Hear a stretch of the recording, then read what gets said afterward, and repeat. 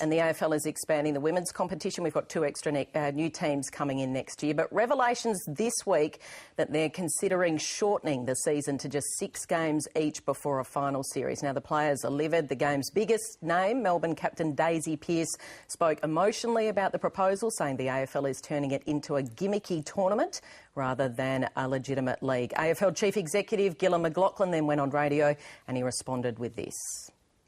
The World Cup goes for 4 weeks. I don't think anyone calling that Mickey Mouse. Daisy's saying everyone would play each other once, and I understand that, but I've outlaid for you as clearly as I can all the things that everyone's working through to try and get to the right outcome.